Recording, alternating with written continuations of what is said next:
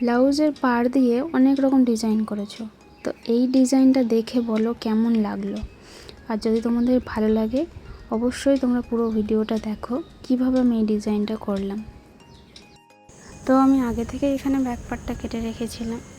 তো আমাদের back part পিঠের লম্বা ছিল 9.5 ইঞ্চি আর চওড়াটা ছিল 3 ইঞ্চি।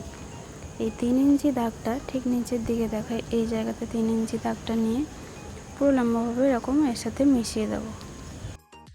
এরপর আমরা পুরো যে লম্বা দাগটা দিয়েছিলাম সেই দাগটা থেকে পুরো লম্বাভাবে কেটে নেব। আর যেখানে আমরা 9.5 দাগ দিয়েছিলাম আর একবার দাগ দিয়ে নিয়ে এখানে একটা ছোট্ট কাট দিয়ে রাখবো, যাতে আমরা যে ডিজাইনটা করছি প্লিটটা দেওয়ার সময় আমরা বুঝতে পারি যে এই পর্যন্ত আমাদের বসাতে হবে। এবার আমাদের একটা কাপড় লাগবে যেটার উপর আমরা প্লিটটা বসাবো। তো প্লিটটা বসানোর জন্য দেখো আমাদের যে চওড়াটা ছিল পিঠের তার থেকে 1 ইঞ্চি এক্সট্রা নিয়ে কেটে নিয়েছি।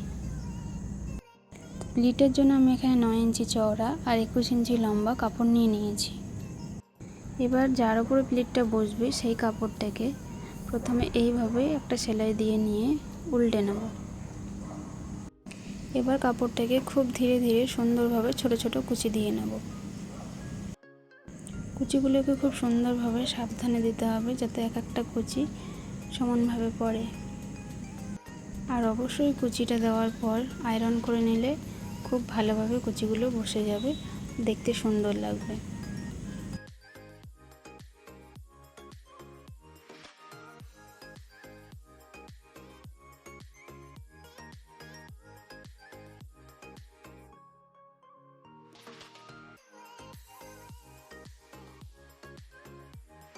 তো দেখো আমি এখানে সুন্দরভাবে কুচিগুলো দিয়ে নিয়েছি।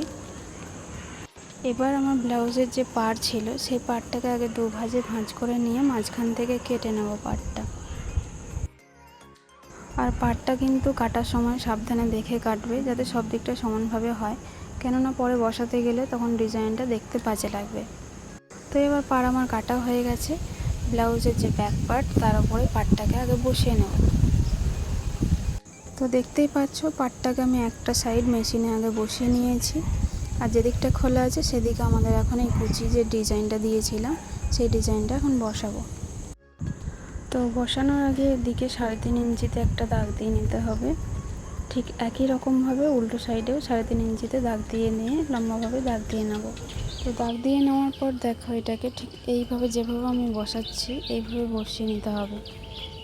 ভিডিওতে দেখলেই তোমরা বুঝতে পারবে যে জিনিসটা কীভাবে আমি বসাচ্ছি।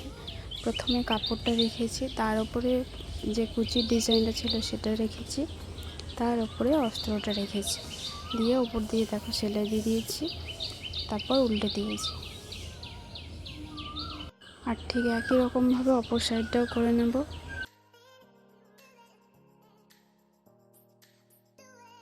ডিজাইনটা কেমন লাগলো অবশ্যই তোমরা কমেন্টে জানিও। আর যদি তোমাদের ভালো লাগে তাহলে তোমরাও করতে পারো ডিজাইনটা।